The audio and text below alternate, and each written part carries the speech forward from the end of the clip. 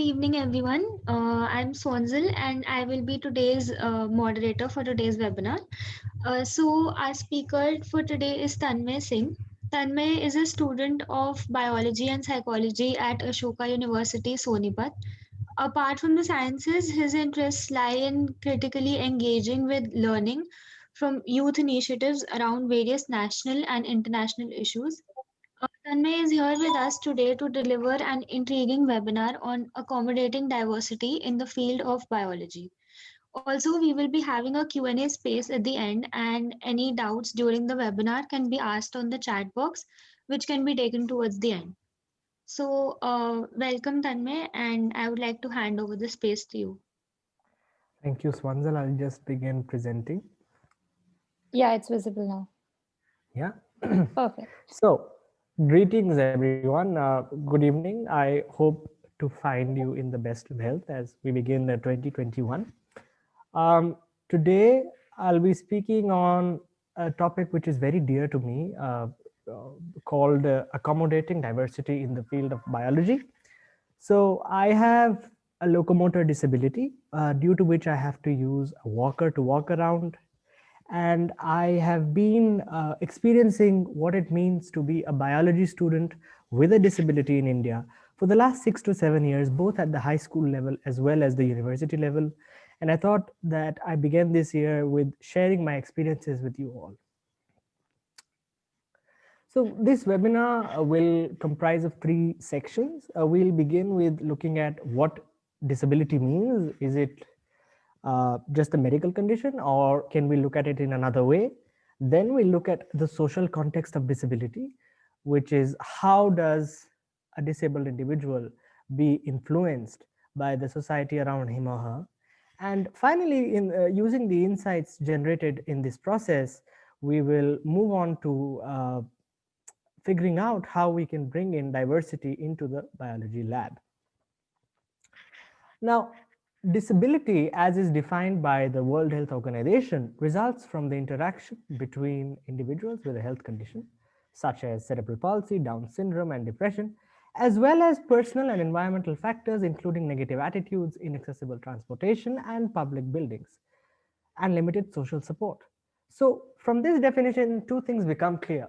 One is that disability is more than a functional limitation. You have to consider the socio-biological challenges, that is the challenges imposed by a disabled by society on a disabled individual, to garner a holistic perspective of disability.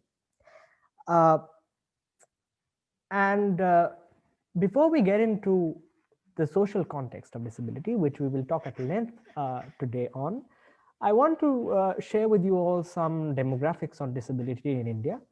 So according to the 2111 census, roughly 27 million people in India face some form of disability or the other.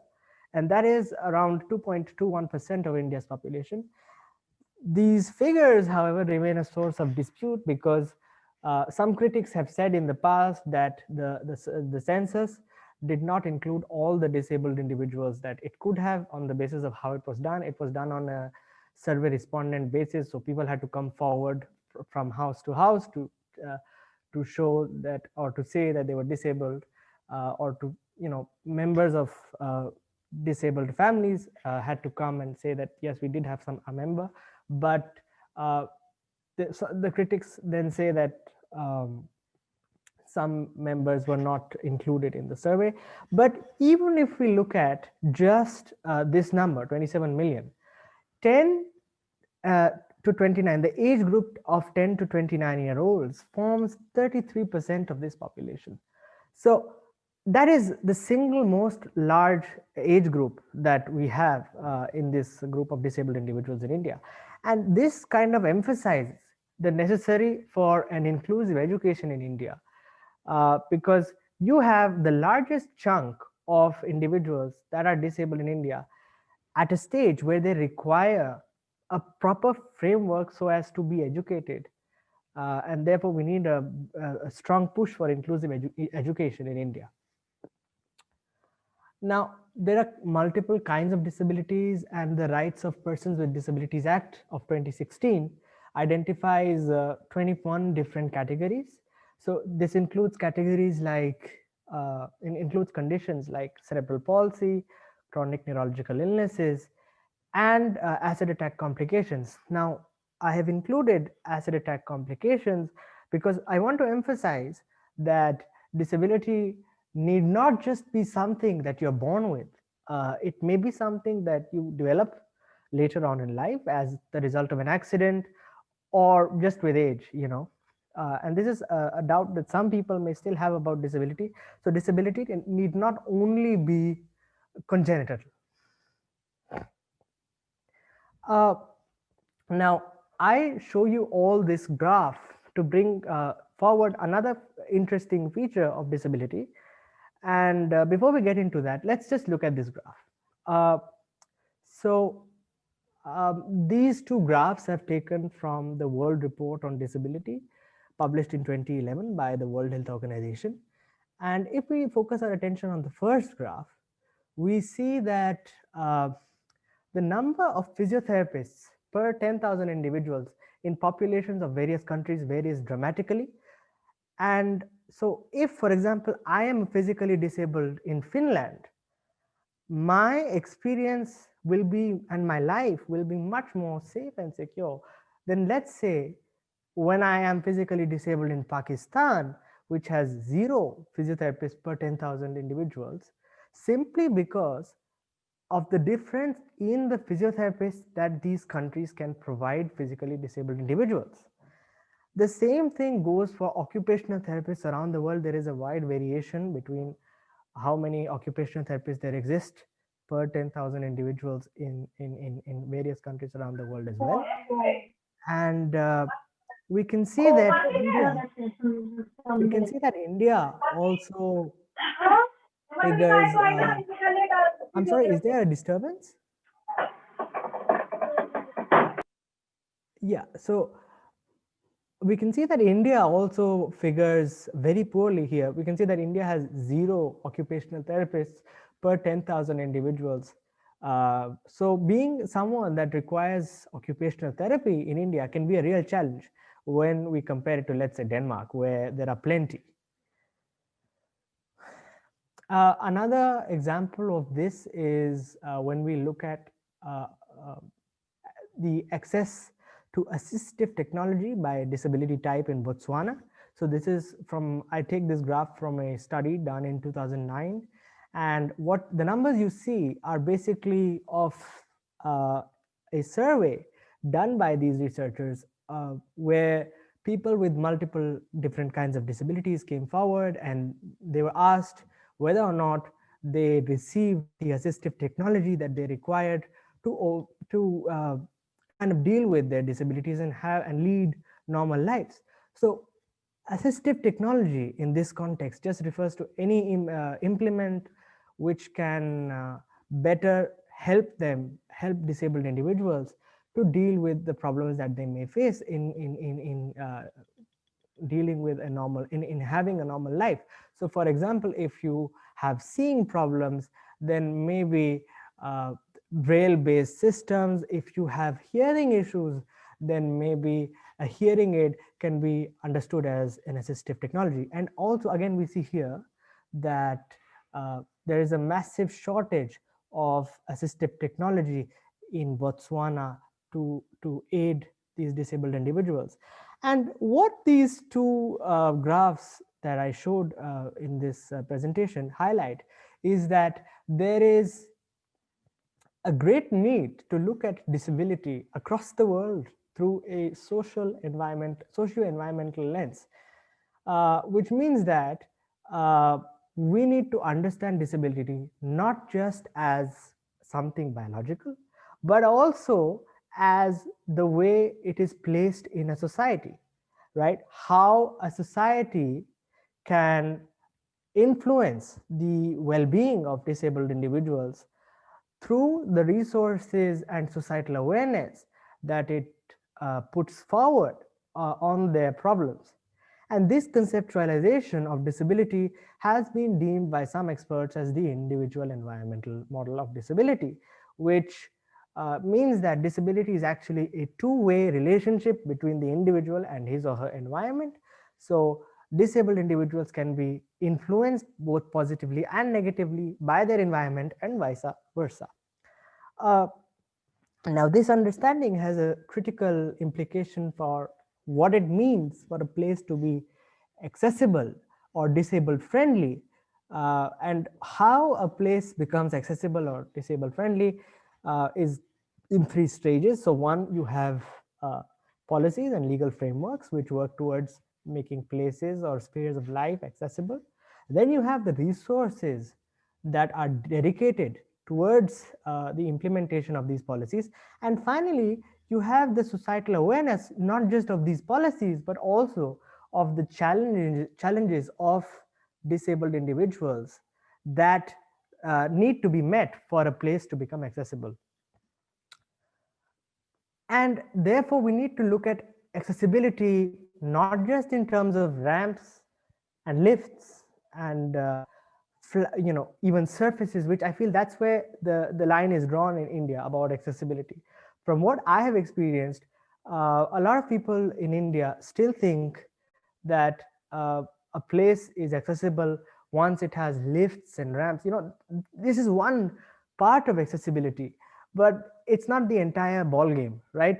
We need to understand in India that accessibility is and requires a conceptual framework which is broad, such that there are multiple perspectives and challenges of different disabilities that are included in it, and public policies and interventions that are put forward to make a place accessible are assessed through the regular and sustained inclusion of concerned beneficiaries while assessing the impacts.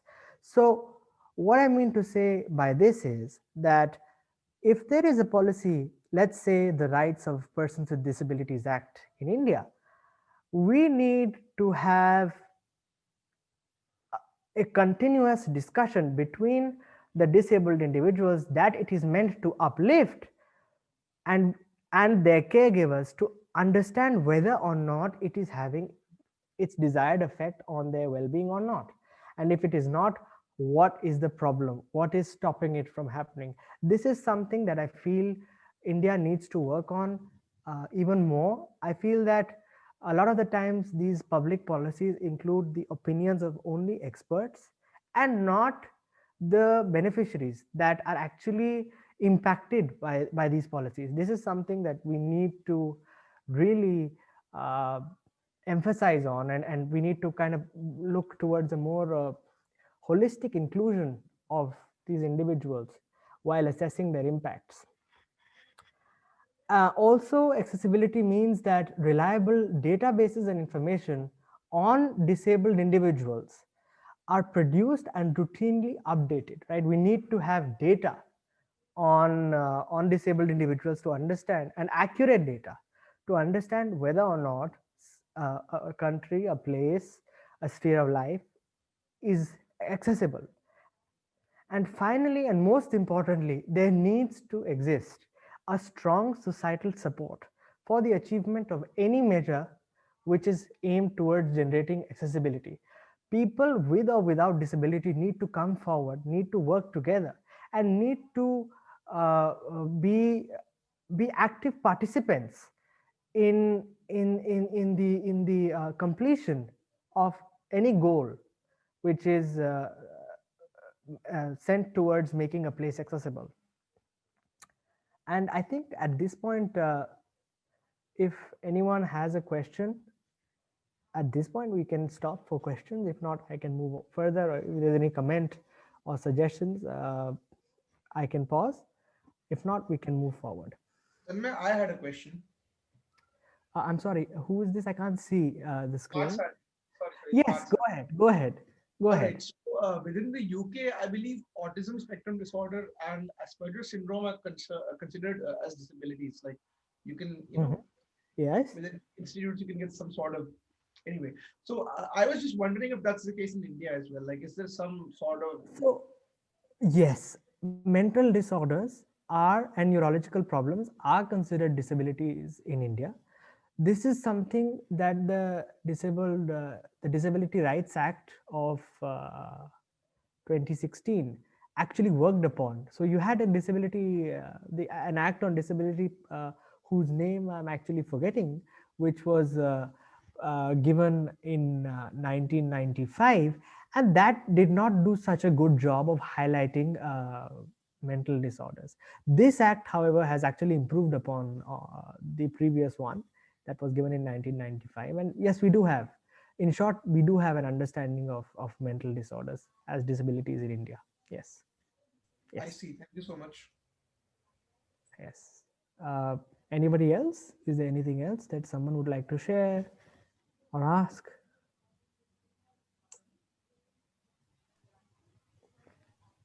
Hello. Hi, Tanmay. So I Yeah. have questions Yeah. regarding the slides you showed in the beginning. So in the first thing is the 33% age group you showed that it is that there are Mm-hmm. 3% of the disabled people are in that age group. So how that number varies with time? Is that like increases, decreases? Do you have anything on that? Uh, at present, I do not. At present, I do not, but I am pretty sure if we look at the census, I can tell you that the disabled individuals in India have only been increasing. Uh, Is Even if we look at the 2001 census and the 2011 census, we can see that there has been an increase, even though some people debate on how much the increase has been. There has been an increase. okay. So what I was getting at is I wanted to compare what is increasing more. Is it the natural causes or the accidents? I do not think that there has been a study done on this, but and I think, yeah, we probably need to understand this better. But even if, I think the main focus of such census is to just understand the progression of disability in terms of the number of individuals in society. I think this census does not distinguish between whether these were accident victims or whether these were, natural causes. I don't think, it's to the best of my knowledge. Okay. Yeah. Yeah. And so in the graph of the physiotherapist you were showing, so there, Mhm. you didn't that it didn't include India. So do you know that how many per 10,000 do we have? Yeah, so it was a very sad reason that probably India was not included. I think India was not included in those graphs simply because we did not find enough respondents. Some countries in the graphs that were surveyed, we could not find enough respondents. And this does not mean that, in India we have too little physiotherapists. I can't say anything based on data on this, but we just did not have enough participation on India from India in respondents to this graph. But what I can tell you on a personal level, on a personal basis, see, I have a condition which requires intervention at a physiotherapeutic level, and I know, I have personally experienced that there is a very big shortage of physiotherapists in India. We need to have more physiotherapists in India. Okay. Like, I have seen clinics in which one physiotherapist is dealing with 50 patients in a day. And if you just understand what it means, if that means in a day, how, I mean, a physiotherapist works for like 10 hours maximum, 10 to 12 hours. So you can imagine how much time the physiotherapist is being able to devote to each patient, and you can imagine the quality of the treatment that a physiotherapist in India is being allowed to give. Right, right. So I have a follow up on this. So what role the cost plays to visit a physiotherapist in India? Because they charge like comparatively, if you go to a private physiotherapist, so the cost will be very high, and most likely the an average person is not going to afford it. Yeah, this is a big problem. This is a big, massive problem. And I accept that private physiotherapy is very expensive in India for many people. And, we can have therapists charging from a few hundreds for per session to a few thousands per session. It really varies on the basis of which therapist, or from where, or for how long your session is. Like I've had, on the basis of the, how long my sessions are, I've had a difference in the payments given per session. uh, but yes, it's a big problem, and cost is a big factor in deciding whether many people from poorer families in India can afford, can even go for physiotherapy or not. Okay, thanks. Yeah, sure. So I'll move on now to the Just a next. second, Tanmay. Since like nobody else has any questions, we can do a quick group photo and then you can continue with the webinar. Wait, so I stopped sharing? Yeah, just for a minute. Okay, hold on. Then I will. Okay, now. So I would request everyone to turn on your cameras, please, for the group photo. It's so wonderful to see you all. I couldn't And see don't that. mind the camera angle on mine. It's just that my monitor is on the other side and my camera is on the other side.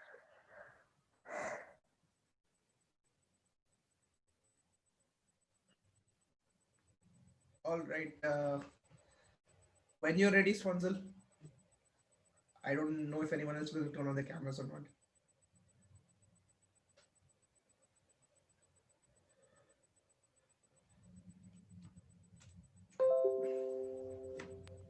Yeah, so we can continue.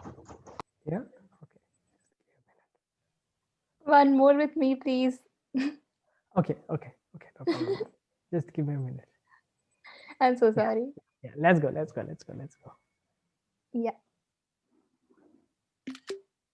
Done. So let me just get back. Yeah. Just give me a minute. Just give me a minute.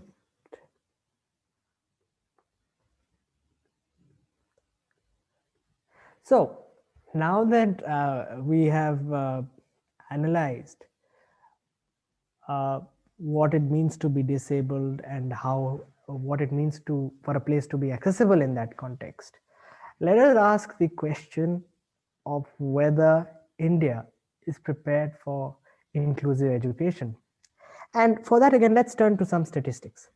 So if we look at teachers, 70% of school teachers in India lack training in special education. And what this means is that balancing mainstream curricula requirements according to the needs of PWDs is a big challenge for them. It's and this is something that I myself have had to deal with. So I remember in ninth grade, I had a lot of trouble in drawing geometric figures in mathematics, because part of my condition is actually that I have slightly reduced fine motor skills. Fine motor skills like the ones that we require to draw, the ones that we require to maybe tie our shoelaces, do small things with our fingers, coordinate our fingers, finger movement. So, and my teachers, they were very supportive of me and they wanted me to be part of the main class. And my maths teacher also really liked me. But unfortunately, she could not give me as much time as she wanted to, simply because she was dealing with so many children. She was dealing with at least 30 kids, 30, 40 kids in the class. So I had to basically then go home and, at the home level, I had my well-wishers and my parents working with me. My mother in particular, she was very, very supportive. She's always been she's been a great influence in my life. And I must say that without her, I would not be where I am today. So she had to actually sit with me actively and help me out in the beginning. Then I got accustomed. But so the point I'm trying to make here is that teachers in India struggle to balance uh, to meet the requirements of persons with disabilities and the mainstream syllabus. It's a big challenge for them even today. And if we look at governmental aid uh, in this regard, in the regard of inclusive education, we find that implementation of accessibility campaigns like the Accessibility India campaign, which was launched in 2015, is rendered ineffective because of poor legislation and political ignorance, right? So no one in very few politicians that I know of have talked about disability in India, how we can make India more accessible. Even our health minister, I feel, has not done, you know, as good a job as he could have, um, when talking about disability in India. And what this means is that you don't meet your goals of accessibility in India. So the Accessibility India campaign uh, said in 2017, according to a report by the Department of Persons with Disabilities, that only 3% of the buildings that were supposed to be made accessible in the campaign had been worked upon by 2017. So we can see that there's a huge gap between implementation and the existence of legislation in India. Uh, and even if we look at educational institutes, we find that less than 1% of Indian institutes are accessible. This is a big problem. I've also had to face many issues at a personal level. Finding a school that is accessible. If it's not accessible, then how I am, how I at a personal level have to negotiate staircases because I have a physical disability. If I have to climb stairs, how do I do that? If there's no ramp, how am I supposed to reach a classroom? If there is an uneven path that my walker needs to go on, how do I guarantee my safety? And also, I think one other feature of the governmental policies that we have on disability is that there is a lack of clarity in them, right? So, for example, the section, I don't remember which section, but the Rights of Persons with Disabilities Act, which was given in 2016, says that there must be reasonable accommodation given to persons with disabilities so as to uh, push for their inclusion in schools. Now, what does reasonable mean here? We do not know what it means for accommodation to be reasonable. This is too big and broad a word. This is just one example, and what this basically does is that a lot of experts and disabled beneficiaries themselves are confused as to what to expect from these policies. Finally, parents and caregivers struggle financially.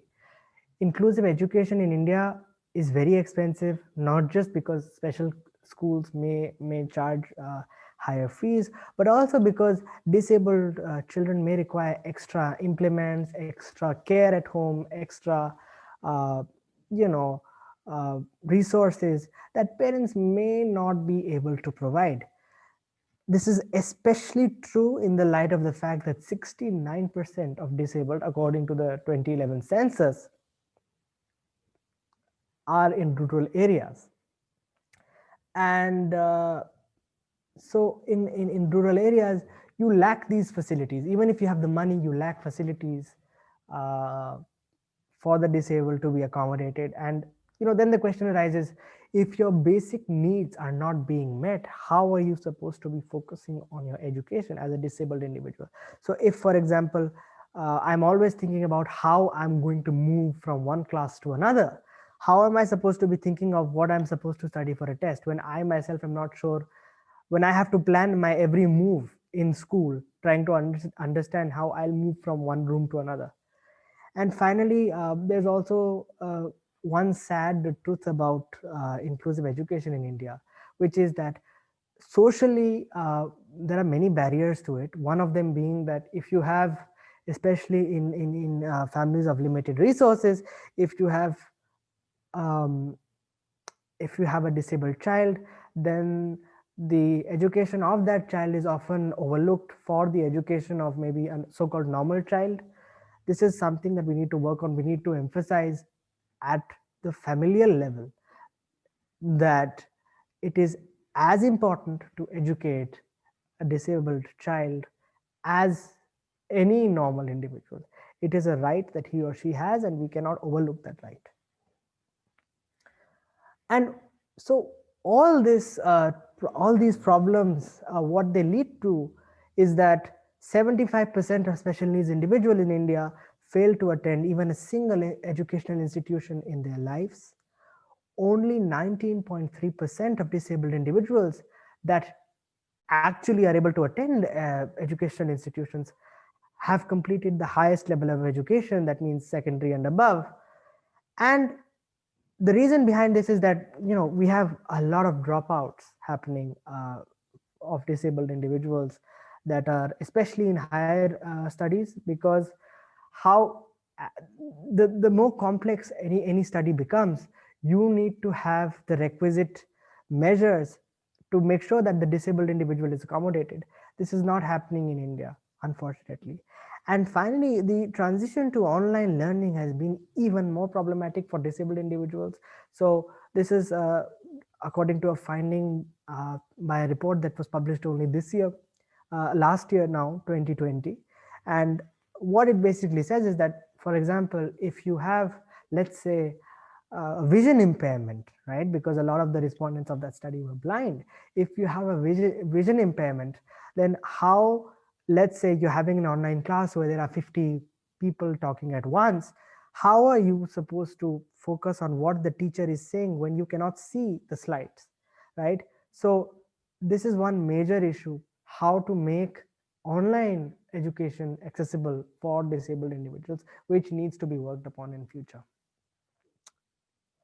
But if we look at science in particular, what do we find due to this accessibility? Well, we find that persons with disabilities are constrained in the academic and career options. So if you do not have accessible institutes in science, many disabled individuals, they have to opt for other careers, which, as you can see on your screen, even websites suggest that they don't even consider that science is an option for disabled individuals. This is the very difficult state of affairs that we have in India right now. And I myself have had to deal with a lot of, personal heartbreak when I look at these websites. And because, you really are psychologically also pushed down when you read such literature. But it's the truth. We do not have many accessible scientific institutes. And why I say that, I'll get into a bit later. Just in a moment, I'll get into that.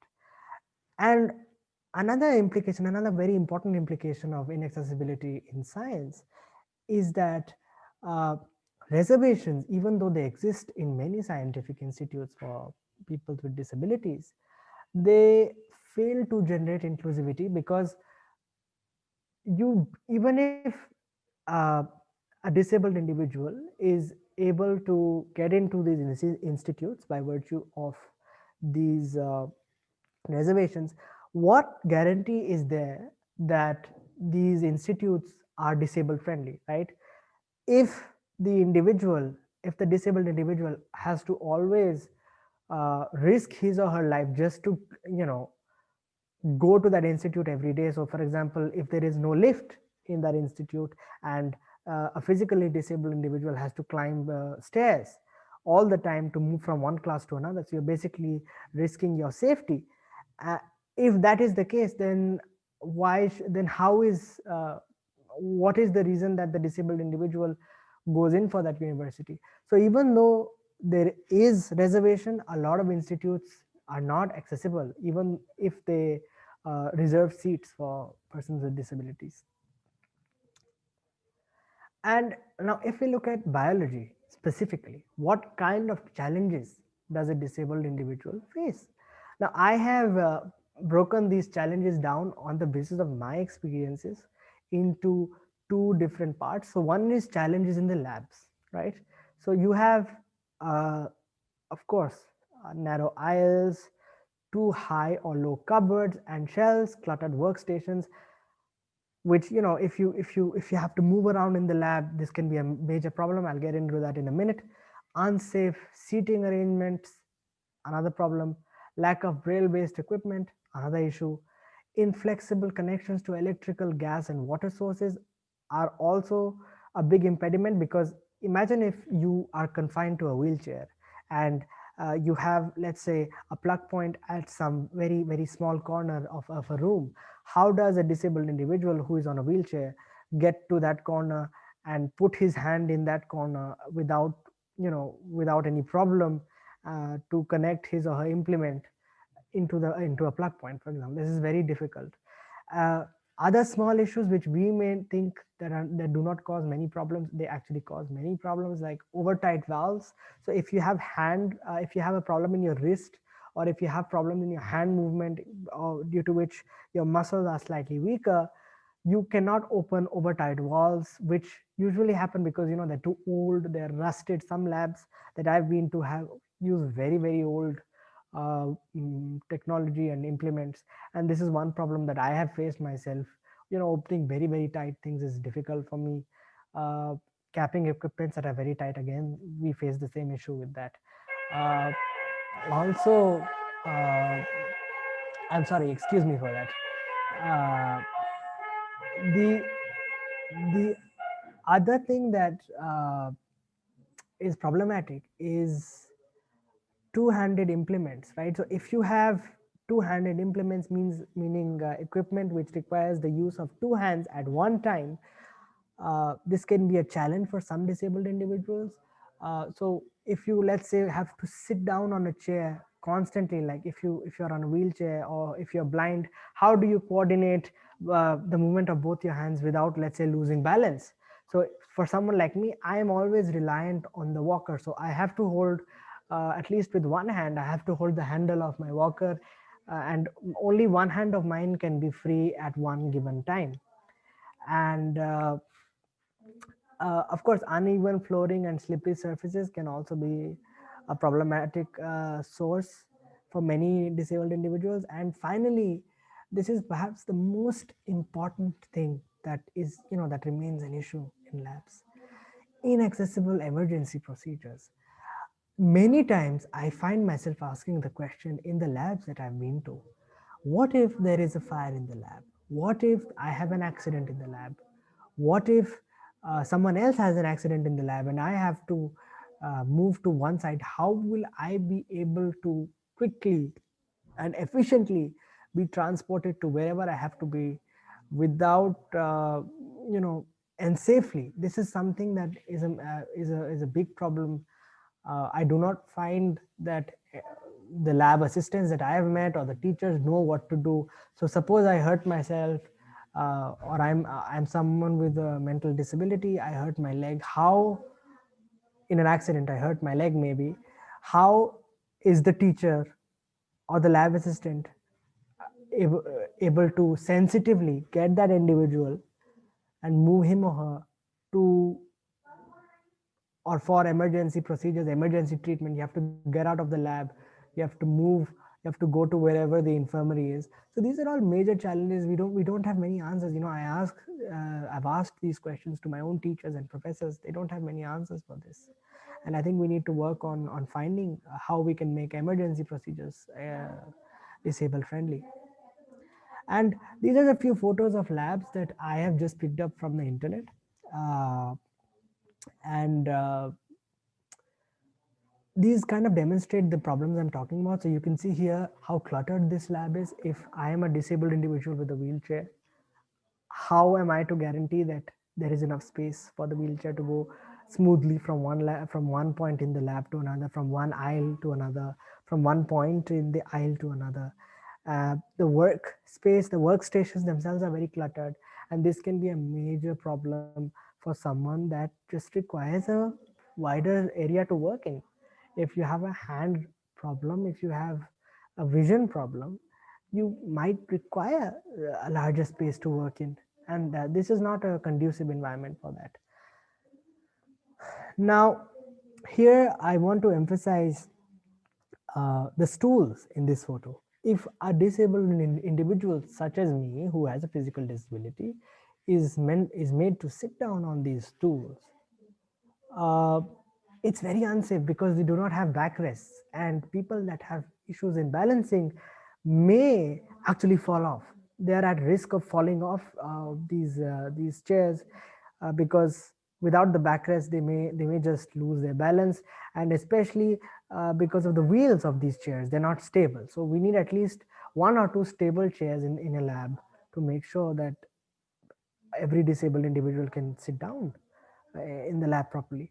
And also, if you look at the reagent bottles, right, they are neatly labeled in this photo, right? If you look at the chemicals, they're very neatly labeled, and we can distinguish between them on the basis of their labels.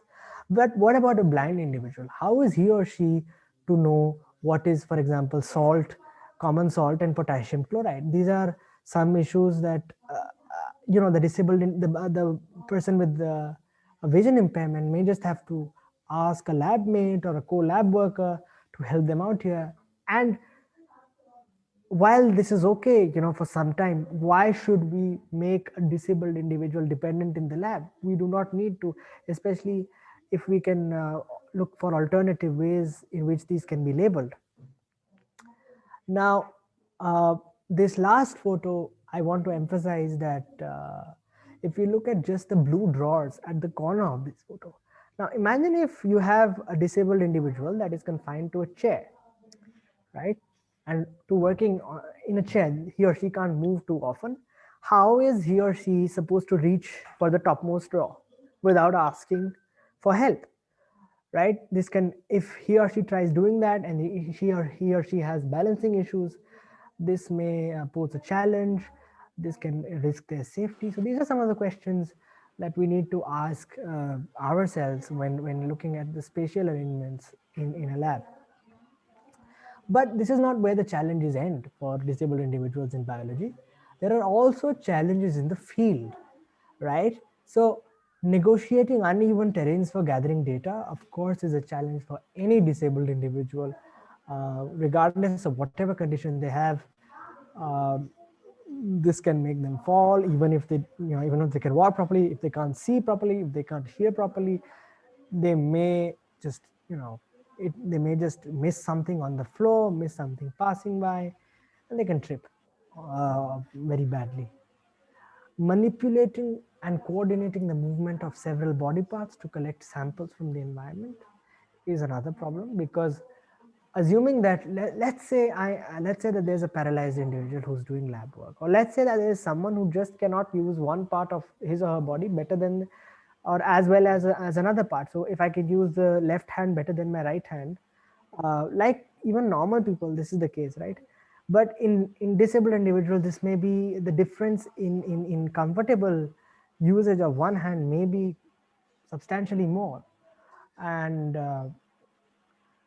so then using several body parts to collect samples may be challenging. Bending down near a stream to collect water for a sample, I can't do that. I know that because of my condition, I can't bend holding my walker then and pick up water from a stream, holding a beaker or something. This is very difficult for me to do. Using certain implements to gather data is especially problematic for people that have problems in using their hands or hand-eye coordination. Some people just cannot, especially those that do not that have problems in seeing, cannot use certain implements that require them to measure exactly the length of something or the breadth of something. It's very difficult.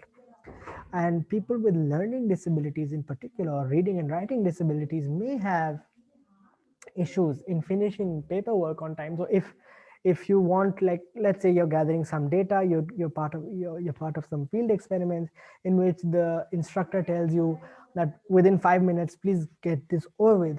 Now there may be a situation where someone with, let's say, dyslexia may be a little more challenging for him or her to write this data down in such a short period of time. He or she may require 10 minutes or 15 minutes, which is substantially more than whatever the teacher may have told him or her. So this is another issue.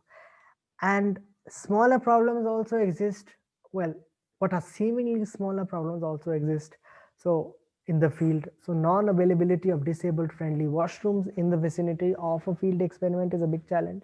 So I know that for a lot of the field experiments that go on for longer, let's say 3 to 4 hours, I have been told by my teachers and also by my family members, because we know that this is a challenge, please use the washroom before leaving the school or the institution that you're part of.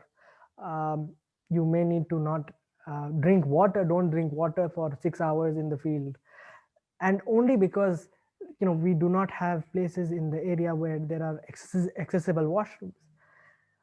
Other environmental factors. So if you're going to some noisy place, If you're going to a place where there's too much noise, this is another problem for people with hearing disabilities, people with certain mental disorders as well. And of course, uh, the way that people personally think of the challenges of disabled individuals is also a big impediment sometimes in the confidence of disabled individuals, because assuming that you have students that sometimes are frustrated by the slowness of disabled individuals, they may get a little irritated by the help that disabled individuals require, and then they may say something to them, or they may just make they may be exasperated. And this is, when a disabled person perceives that this is what is being felt about them, you kind of expect that they lose confidence. And I have actually um, had to face a lot of this in the lab and in the field, especially. uh, Even though many students are not like that, some definitely are. And this is a silent issue, this is a very very silent issue, but I think one that we need to talk about more. So now the big question arises: how do we make biology accessible in India? um, and there are many things that we can do. It seems like making biology is a very accessible is a very big problem in India. And how do we do it, given that there are so many challenges that a disabled individual can face in the lab and field? But there are very very simple solutions, some of them which even we can have you know we can have like we all can work together to make happen. So institutions should be made accessible to all. Of course, even before a biology student with a disability enters the lab or the biology classroom, you need to make sure that his or her passage into the building of the classroom or the lab is a safe one, is a hassle-free one. And so you need to make sure that there are ramps, there are lifts, whatever, there are braille systems to help blind people read, and so on. Uh, in the lab, you can have the implementation of what is known as universal design. Now, universal design is a concept that has emerged very recently, and it's basically a system of architecture which kind of leads to labs becoming accessible to all, right? Regardless of whether they have a disability or not. You can also have older people in the lab, older professors, older individuals that come in for a bit in the lab. They may also have problems in the lab. And there are small things that we can also do to make labs accessible by ourselves, even if they do not require architectural intervention. So for example, you can in certain dangerous chemical reagents, we can put sandpaper labels on them so as to warn any visually impaired individual that touches those labels that this is a dangerous chemical, please be careful. We can you know make sure that the spatial arrangement of a lab is in accordance with what is the safest for a disabled individual, a physically disabled individual. Uh, but even more important is that instructors in biology should receive training in basic forms of special education and modify their courses when required. Now, uh, I feel that in India, the importance of special educators is often ignored. We do not put enough emphasis on the importance of taking into consideration their ideas and their inputs on disabled individuals. And I feel that all instructors in India should be, at least at some point in their career, they should be made to attend workshops on how they can be more accessible in their teaching, in their approach towards the subject, and also in general, how they can be, how what are the ways in which maybe a disabled individual can be discouraged by them, how they can avoid behaving or doing certain things in certain ways. You have certain disabled individuals that are very sensitive to any comment that is made against them. and if and sometimes, you know, we just say things that come to our mind and we don't think much about them, but I have known people that have been really terribly affected by this. So these are the small things that instructors should also keep in mind. And finally, they should, this is very important, the last 2 points on this slide are very important: the creation of spaces for inter-student interaction. So we need to have a setting in biology where you have disabled individuals, people with disabilities, and normal people, so-called normal individuals, talking to each other on a regular basis, talking about anything in general, but there should be a channel of communication between them, so that they both understand, both kinds of people understand each other's challenges, limitations, and inhibitions, so that they can work together in making in helping each other out. Finally, disabled individuals and their caregivers should be made to share their insights in making in how a biology lab or field work can be made accessible in India. This is, I feel, the most crucial aspect of accessibility in biology in India, because if we have disabled individuals themselves talking about the challenges that they face in the lab or in the field, and we have their caregivers also talking about certain problems that they may have, certain limitations that they have, uh, we'll go a long way into having a holistic understanding of how exactly we can meet those challenges and therefore make accessible biology possible. And you know, I feel that this all this will drive, if biology becomes accessible in India, and I'm very hopeful for that. We are doing a great job in India. For the last 5 to 6 years, we've had, as I told you, with the introduction of the Rights of Persons with Disabilities Act in 2016, there has been progress. There has definitely been progress, even though the progress is sometimes it can be hampered. There definitely has been progress. And I feel that if we carry on the path that we have taken as a country, we can inspire disabled individuals to become part of this beautiful subject. I am in love with biology personally, and I want that many more people like come together in the subject, and I feel that then we can have real uh, we can have a more holistic approach towards biology, right? That is, which we don't have right now. Basically, by making biology so inaccessible, we have uh, almost cordoned off an entire section of Indian society from the subject. And I feel that if we make biology accessible, we can kind of include disabled individuals and their perspectives in the subject, and therefore move to a very, very holistic trained biology. I think it will benefit the subject immensely. And that's it. I think I'm done. If there are any questions, you can ask me now. You can also email me mail that I've put, and I'll be happy to answer your question. Any suggestions come up? I have one question regarding the I just like to say it was a really wonderful webinar, Tanmay.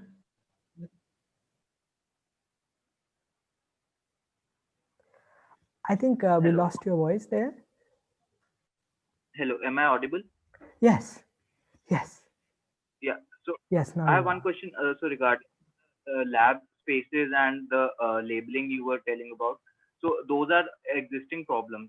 So what do you have any possible solution that can be implemented right now and to eliminate those problems? Type. Like the labeling thing You you can said put and the the question in cluttering. the chat box and we can read it out to Tanmay. Meanwhile, Tanmay, when you were explaining the lab design, that image you show, and you were saying that maybe it would be a problem for someone with a wheelchair. Even institute where I study, like there's one building and they have the auditorium and on first floor, and it is only accessible through the lift. through stairs. So that's what if someone with a wheelchair wanted to go there, and how could they reach there because they cannot climb the stairs?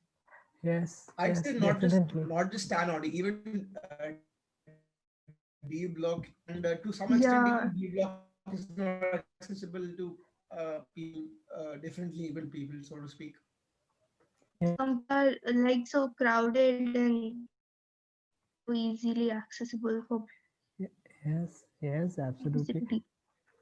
And that's another point that we can talk about later. But this also hampers the social life of anybody in in an education institution doing biology, right? They want to just have fun in the auditorium, talking about how disabled individual just go on. This balance that we need to Exactly. look up. Yeah. So did I think it was Bandhan? Did he type his question?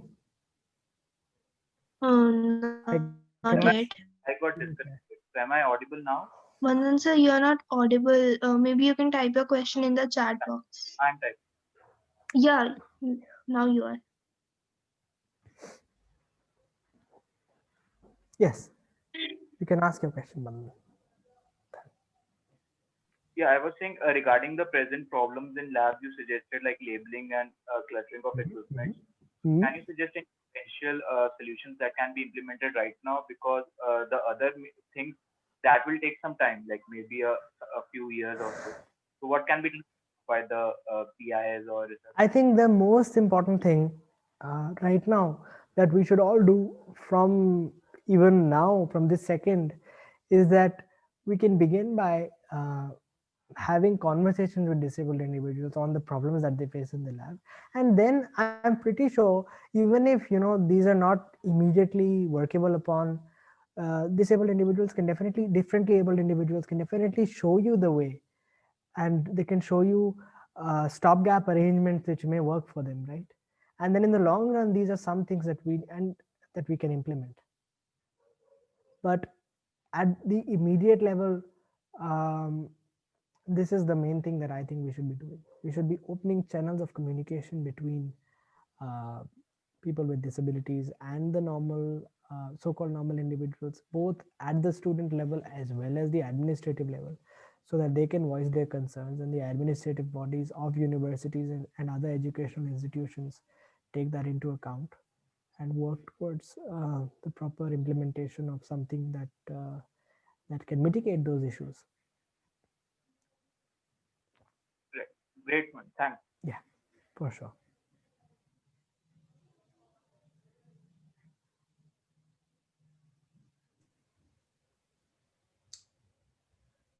Does anybody have any other questions?